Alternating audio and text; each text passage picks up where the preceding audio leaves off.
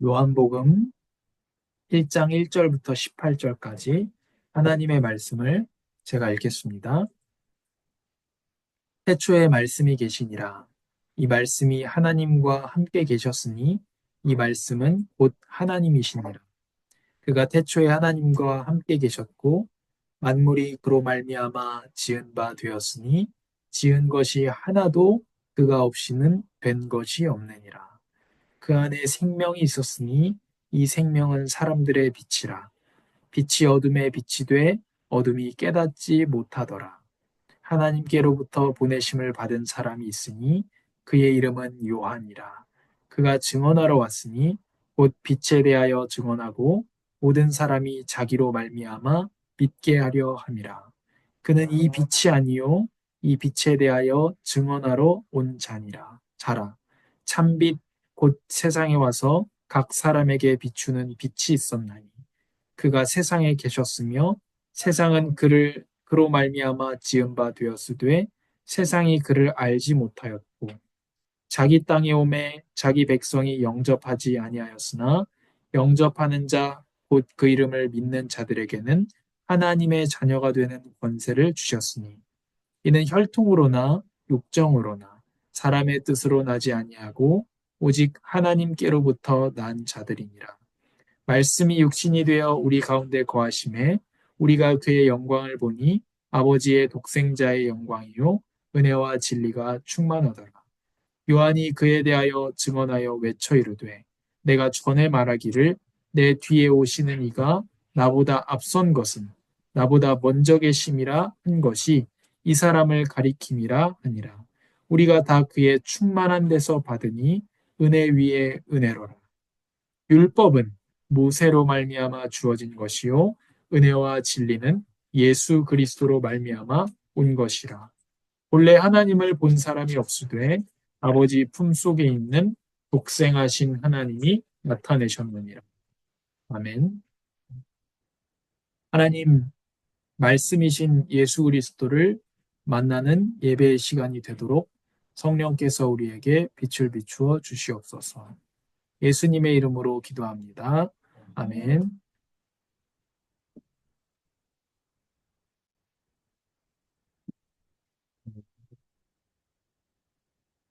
우리가 물건이 고장나면 만든 제조사에 가져갑니다. 그렇죠. 어, 삼성 삼성 냉장고 고장나면 삼성 AS 하는데 연락합니다. 그러면 인생이 고장나면 어디로 가져가야 됩니까? 인생을 만드신 분에게로 가야 되는 겁니다. 만든 분이 판단합니다. 그 사극이나 그런 걸 보면 뭐 지금도 그렇겠습니다만 도자기 만드는 그 장인들, 도공들이 도자기 붓고 어떻게 하죠? 마음에 안 들면 깨버립니다. 누가 가서 그 아까운 걸 왜 깹니까? 그런 사람 아무도 없습니다. 왜죠? 그 사람 거예요. 그리고 뭡니까? 그 사람 만들었습니다. 내가 보기엔 예쁜데 왜 깹니까? 그건 중요하지 않아요. 만든 사람 보기에 예뻐야 되는 거예요. 그래서 창세기 1장에 하나님이 보시기에 아름다웠더라. 그렇게 말하는 거예요. 도자에 끼는 걸 가지고 뭘 우리가 알 수 있습니까? 만든 분이 좋은지 나쁜지 판단하는 거예요. 그리고 누가 깨어진 것을 누가 고칠 수 있습니까? 만든 분이 고칠 수 있다는 겁니다. 그래서 예수님께서는 우리의 창조주이시고 우리의 구원하실 수 있는 분이시고 구원주이시고 또 우리의 판단주, 심판주가 되시는 겁니다. 그게 창조주이기 때문에 그렇게 되는 겁니다. 오늘 말씀의 제목이 새 생명 잔치를 여시는 창조주입니다. 첫 번째로 사랑받은 제자의 사랑받는 책입니다. 이 요한복음의 저자는 사도 요한입니다. 예수님의 사랑받는 제자다 이렇게 표현이 되어 있습니다. 요한복음에 요한이 안 나옵니다. 자기 이름을 적지 않습니다. 다른 사람들 이름 쭉 나오는데 자기 얘기는 안 합니다. 그런 걸 보고서 요한복음을 요한이 기록했다. 이렇게 예수님의 사랑하시는 제자가 또 요한이죠. 또 요한복음은 가장 많은 사람들이 좋아하는 성경이기도 합니다. 성경 어디 좋아하세요? 그러면 요한복음 좋아하는 사람들이 굉장히 많죠. 요한복음의 기록 목적은 이 안에 기록되어 있습니다. 예수께서 제자들 앞에서 이 책에 기록되지 아니한 다른 표적도 많이 행하셨으나 오직 이것을 기록함은 너희로 예수께서 하나님의 아들 그리스도이심을 믿게 하려 함이요 또 너희로 믿고 그 이름을 힘입어 생명을 얻게 하려 함이니라. 요한복음 20장 30절에서 31절인데요. 예수님께서 하신 일들이 많은데 왜 오직 이것만을 기록했느냐? 목적이 있다는 겁니다. 예수께서 하나님의 아들 그리스도이심을 믿게 하려 함이고 믿어서 생명을 얻게 하려는 것이다. 이것이 요한복음의 기록의 목적입니다. 그래서 요한복음에 굉장히 많이 나오는 것이 하나님의 아들 예수 그리스도 굉장히 많이 하고 있고 또 예수님은 하나님이시다. 이것을 엄청나게 강하게 전달하고 있습니다. 주제는요. 예수님은 하나이며 유일하신 창조주 하나님이시며 하나님의 아들이시다. 생명을 주신 창조주께서 새 생명을 주신다. 또 그리스도는 구약의 성취다. 이 세 가지 신학적인 주제를 전달합니다. 그리고 예수님의 삶에 대해서도 얘기하고 그러나 삶의 모든 부분을 얘기하는 건 아닙니다. 요한복음은 특히 어떤 한 부분, 예수가 그리스도이심을 더 부각할 수 있는 부분에 대해서 굉장히 강조합니다.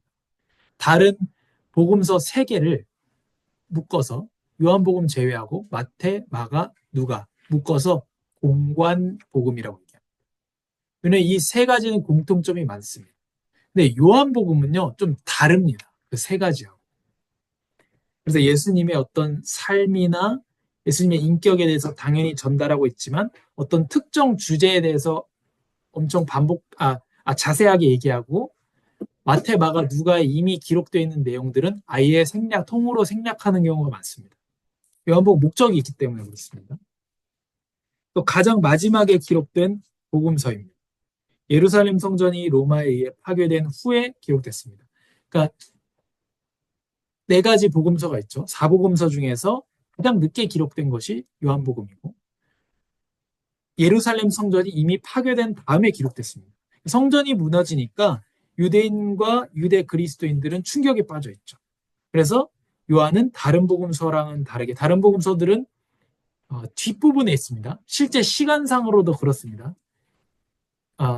예수님의 성전 전화가 후반부에 나오는데 요한복음에서는 2장에 나옵니다. 바로 앞에 나오고 있습니다. 이 성전에 대한 설명을 해야 되기 때문에 그래요. 요한이 다른 복음서들을 알고 있었습니다. 이미 마태, 마가, 누가 나와 있었고 요한은 그 사실을 알고 있었기 때문에 기록이 충분하다. 생각되는 부분은 굳이 구태여 자기가 한 번 더 쓸 필요가 없는 거예요. 요한은. 그래서 그건 생략하고 애매했던 지형은 명확하게 목격자의 증언은 더 생생하게 기록합니다. 요한복음 4장에 나오는 그 여인 있잖아요. 사마리아 여자. 그런 이야기들에 대해서 엄청 자세하게 기록하고 있는 것이 요한복음입니다. 그래서 몇 가지를 가지고 굉장히 자세하게 얘기합니다. 요한복음. 3가지 주제를 부각할 수 있는 몇 가지는 아주 자세하게 신학적으로 또 부각시킵니다. 또 구조는 오늘 읽은 본문인 1장 1절에서 18절이 이제 프롤로그, 시작이고 머리글이고요.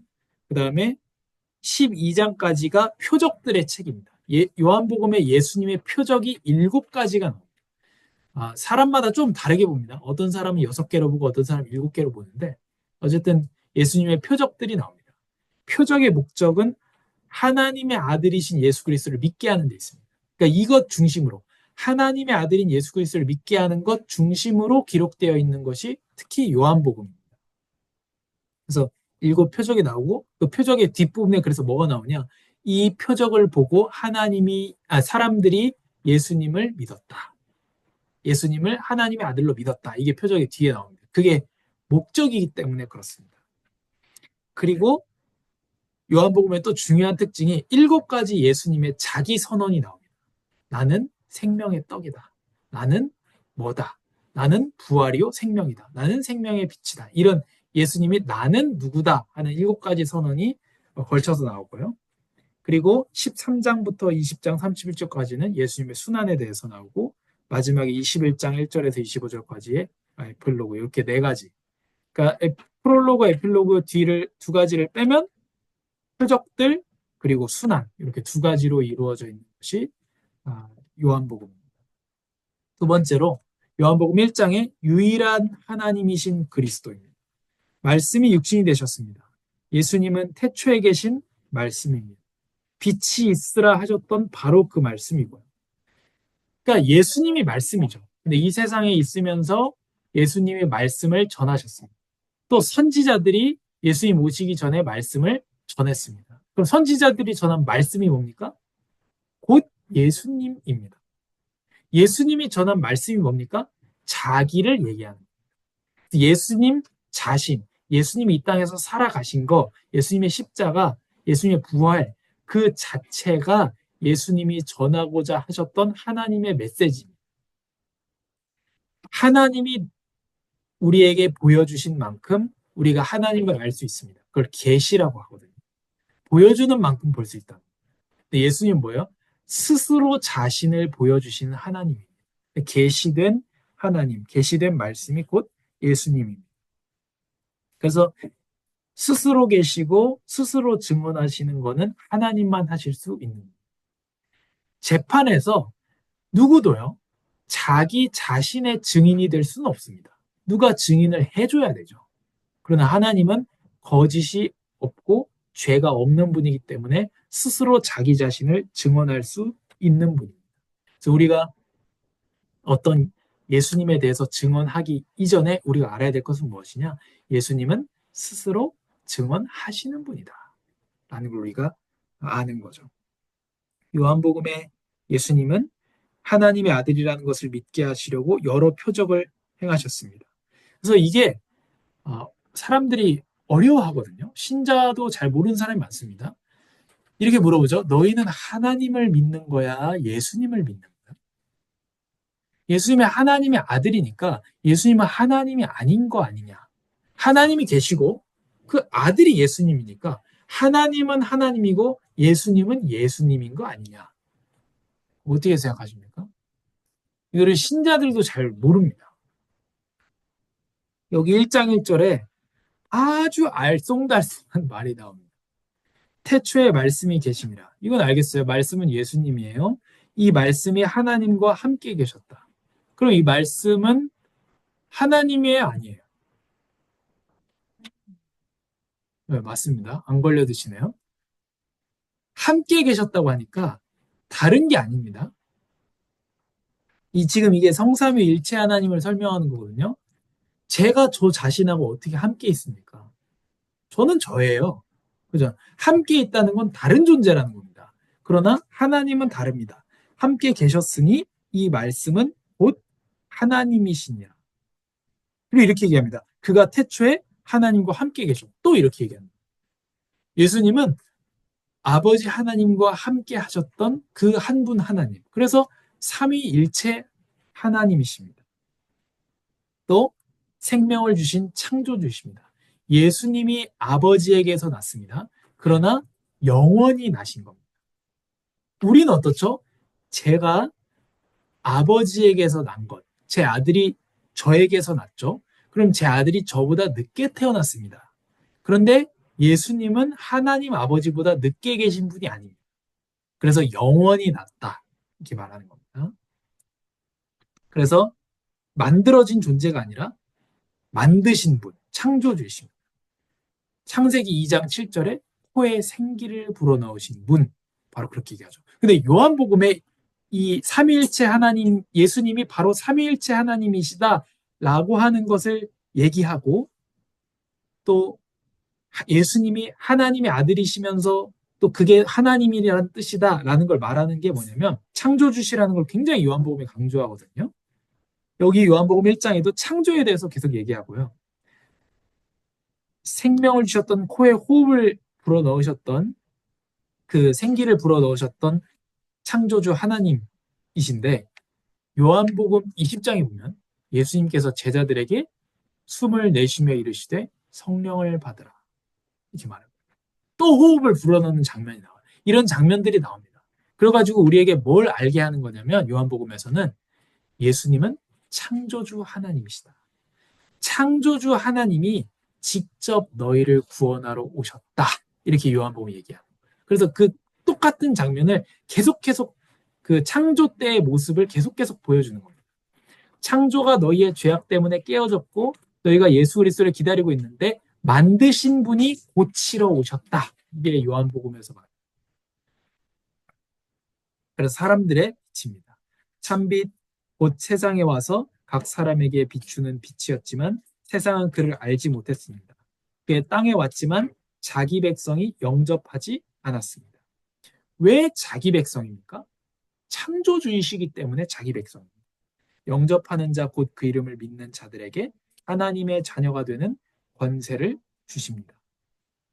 하나님에게서 난 자들, 창조된 사람들은 하나님에게서 다시 납니다. 새 생명을 얻는다는 거예요. 그 주제가 바로 요한복음 3장에 이제 나오는 거예요. 다음 주에 나옵니다. 니고데모와의 얘기가 나오는 거죠. 거듭나지 않으면 하나님 나라에 들어갈 수 없다. 다시 얘기하면요. 다시 태어나지 않으면 하나님 나라 들어갈 수 없다. 어떻게 사람이 다시 태어납니까? 어머니의 뱃속에 다시 들어갔다가 나올 수가 있습니까? 이 질문. 어떻게 다시 태어나느냐? 새 생명, 다시 태어남. 누구 안에서 가능하냐? 생명의 주인이신 생명을 주셨던 예수님이 우리에게 생명을 주셨는데 그분이 죽어버린 우리에게 다시 새 생명을 주시러 오셨다는 겁니다. 하나님을 본 사람이 없습니다. 모세도 하나님을 보지 못했습니다. 그 바위에 숨기셨죠? 하나님께서 큰 바위에 숨기시고 주 손으로 덮으시네. 하나님의 영광을 보고 죽어버릴까봐 모세도 하나님의 영광을 보지 못했습니다. 근데 그것만 겪고도 모세에게서 광채가 났다고 했죠. 그러나 아버지 품속에 있는 독생하신 하나님이 자신을 나타내셨습니다. 그래서 요한복음 1장 18절에 본래 하나님을 본 사람이 없으되 아버지 품속에 있는 독생하신 하나님이 나타내셨느냐. 직접 자신을 나타내신 거죠. 그 수도 없는 선지자들이 얘기했던 그 말씀, 그 본체가 이 땅에 오신 겁니다. 세례 요한은 자기에 대해서 이렇게 얘기합니다. 그리스도도 아니고 엘리야도 아니고 그 선지자도 아니라고 합니다. 오직 주의 길을 곧게 하라고 광야에서 외치는 자의 소리라고 겸손하게 말했습니다. 그래서 요한은 스스로 증언하시는 창조주 하나님, 예수님, 계시록의 1장에 나오는 충성된 증인이신 예수님을 증언하는 사람이었습니다. 그래서 우리는 스스로 증언하시는 예수님을 증언하는 사람입니다. 그리고 요한이 예수님을 보고 이렇게 말합니다. 보라, 세상 죄를 지고 가는 하나님의 어린 양이로. 하나님의 어린 양. 우리 계시록을 지나갔기 때문에 벌써 그 어린 양이 최후 심판 때에 어떻게 심판을 하시는지 교회와 혼인 잔치를 하시는 것을 우리가 알고 있습니다. 그런데 지금 예수님은 세상 죄를 지기 위해서 오신 분입니다. 그래서 대신 죽는 대속 제물로서 이 땅에 오셨습니다. 우리의 죄를 대신하기 위해서. 요한의 두 제자가 있는데요. 보라 하나님의 어린 양이로다. 요한이 예수님을 보고 하는 이 말을 듣고 요한의 제자였던 두 사람이 예수님을 따르게 됩니다. 그 제자 중에 한 사람은 안드레였습니다. 예수님은 무엇을 구하느냐고 물어보십니다. 그러니까 요한을 따라다니던 사람들이 요한이 예수님 보고 하나님의 어린 양이다 라고 하는 걸 듣고 이제 예수님을 따라다니는 거예요. 그 예수님이 뭘 원하느냐 그래요. 여기 이렇게 대답합니다. 라삐어 어디 계십니까? 물어봐요. 무슨 말이냐? 어디에 살고 계세요? 어디에 지금 묵고 계세요? 어디서 주무세요? 이 얘기입니다. 왜 물어보냐? 거기 함께 있고자. 그래서 이 사람들이 예수님하고 함께 있다가 함께 거하게 됩니다. 이게 예수님과 함께 거하는 요한복음이 기록되었을 때 사람들이 혼란스러운 거예요. 왜요? 자기들이 너무 중요하게 생각했던 성전이 무너져 버린 겁니다. 로마에 의해서. 너무 혼란스러운 거예요. 근데 지금 뭘 말하는 겁니까? 성전의 본체이신 예수님이 우리와 함께 거하신다.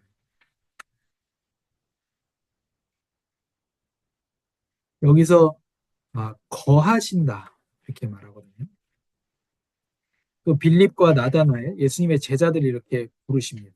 예수님은 나다나엘의 마음에 간사함이 없음을 아셨습니다. 그래서 우리 마음을 다 아시는 분이 예수님입니다. 그게 히브리서 4장 12절에서 16절에 나오는 두려운 사실이에요.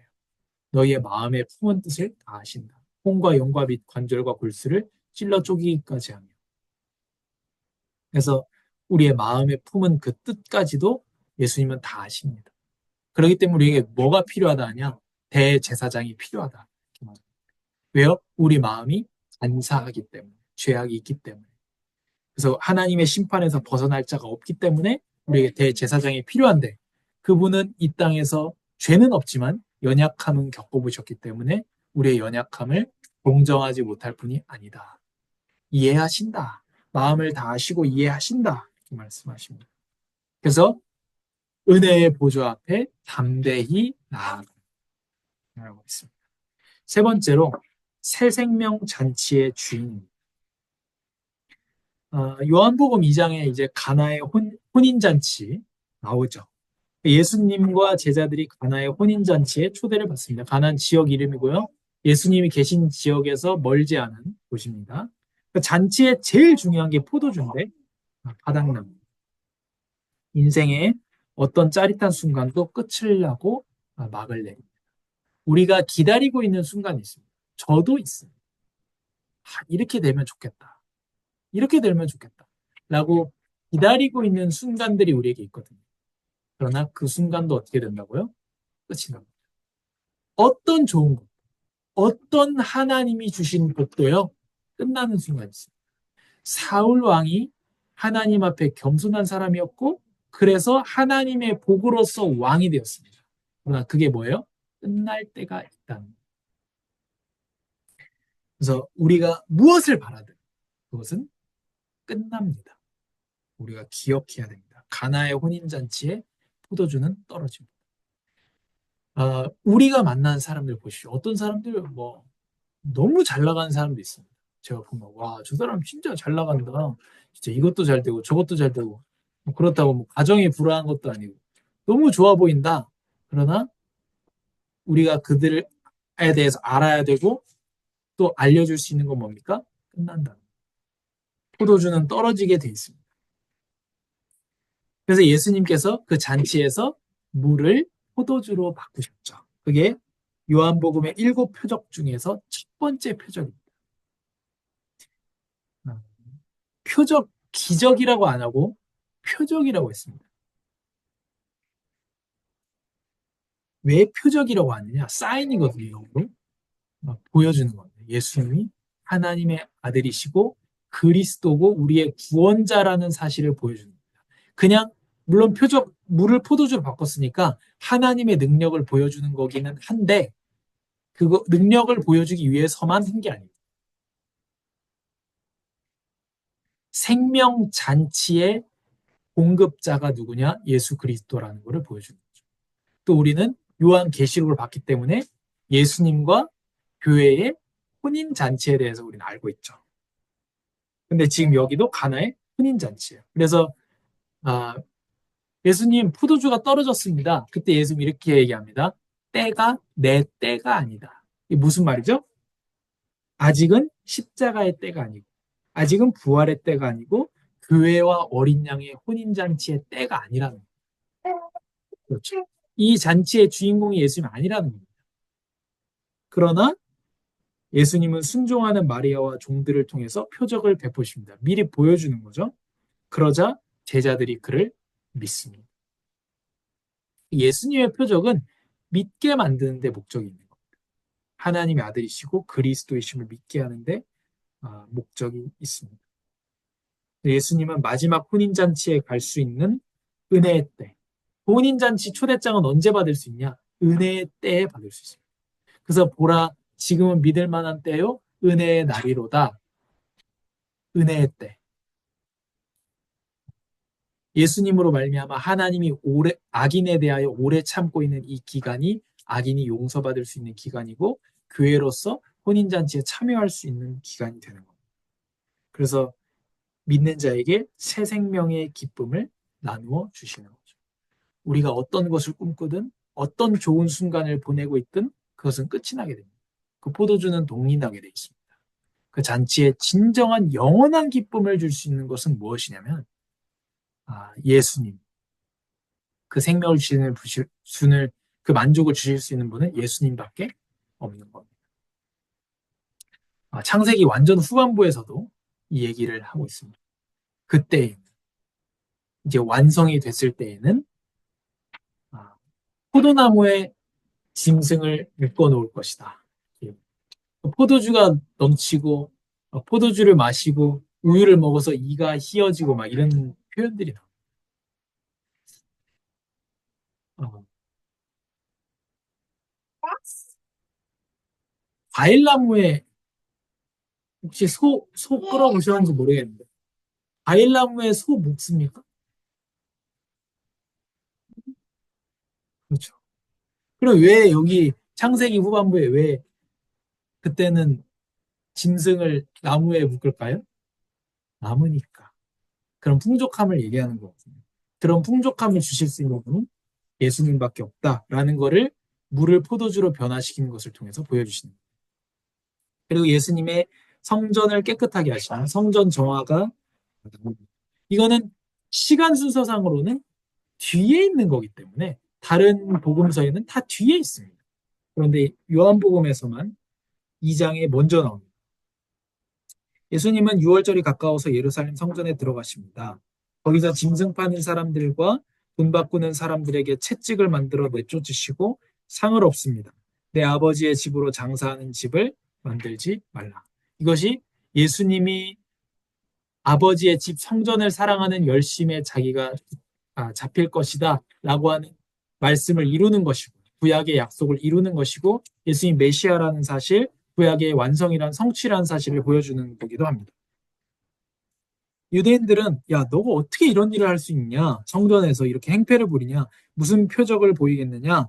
예수님이 이 성전을 헐라 내가 사흘 만에 다시 일으키리라 이렇게 말합니다. 이 성전은 자기 육체를 가리켜 하신 말씀이다 이렇게 요한이 설명을 덧붙이죠.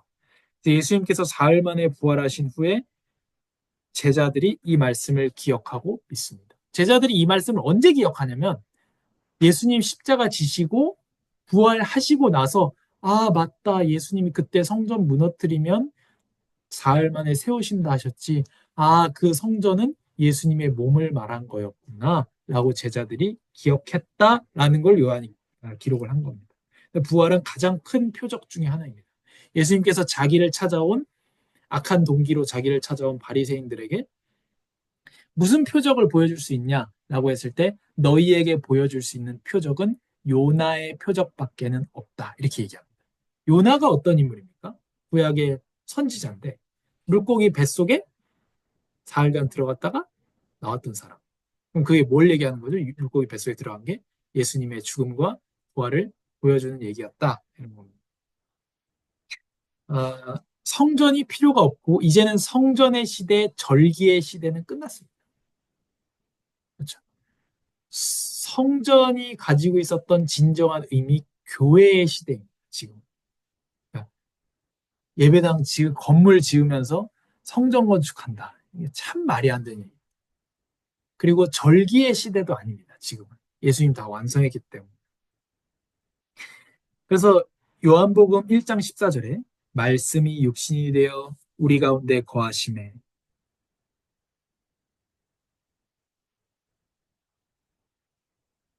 여기 옆에 뭐라고 써져 있으면 거하심에가 에스케네센이라고 써져 있죠? 다 읽을 줄 아시죠? 네. 헬라어입니다. 헬라어. 에스케네센이라고 써져 있는데 이 거하심매라는 말이 뭐냐면 장막을 치다 이런 뜻입니다. 텐트 치는 거예요. 예수님이 우리 가운데 텐트 치심에 이런 얘기입니다. 그 어, 직독 직회로 예수님 우리 가운데 텐트를 치셨다. 이게 뭡니까? 성막을 얘기합니다. 성막은 성전은 하나님의 임재, 지성소 하나님의 임재, 하나님 우리와 함께 하시는 공간을 얘기합니다. 근데 누가 오셨죠? 예수님, 하나님이 오셔서 우리와 함께 하십니다. 그러니까 성막, 성전, 필요 없어지는 거예요. 예수님 함께 하십니다. 오히려 그거를 계속 해야 된다고 하는 것이 이상한 것이죠. 예루살렘 성전도 무너졌습니다. 예수님의 육체도 무너졌습니다. 그러나 예루살렘 성전과는 달리 예수님은 다시 살아나셨습니다. 그 예루살렘 성전 어떻습니까? 아직도 회복을 못하고 있습니다. 독생하신 하나님이 우리와 함께 하신다. 하나님 우리와 함께 하십니다. 예수님 사람의 마음속을 아십니다. 많은 사람들이 믿는데 예수님 그 사람들에게 자기를 의탁하지 않고 그들의 증언도 필요로 하지 않습니다. 예수님께서 자기를 찬양하는 사람들 방해하지 말라 하시면서 너희가 이 아이들의 찬양을 막는다면 돌들이라도 왕을 메시아를 높일 것이다 이렇게 말씀하시죠. 예수님은 사람 속에 있는 것을 다 아시고 사람을 필요로 하지 않습니다. 창조주이시기에 판단자이시고 그분의 판단에서 심판에서 살 길을 여시는 구원자이십니다. 그래서 우리 인생의 길을 모를 때 우리는 마땅히 창조주를 기억해야 합니다. 생명을 주신 분만 우리에게 새 생명을 주실 수 있습니다. 만드신 분이 판단하고요. 만드신 분이 고칠 수 있습니다. 그럼 우리의 인생을 가지고 만드신 분에게로 그분이 바로 예수님. 우리가 이것들을 증언할 수 있는 한 주간이 되기를 바랍니다. 어떤 음악도 잔치도 파티도 다 끝납니다. 그런데 완성된 교회와 혼인하실 예수님께서 여시는 새 생명의 잔치만 계속됩니다.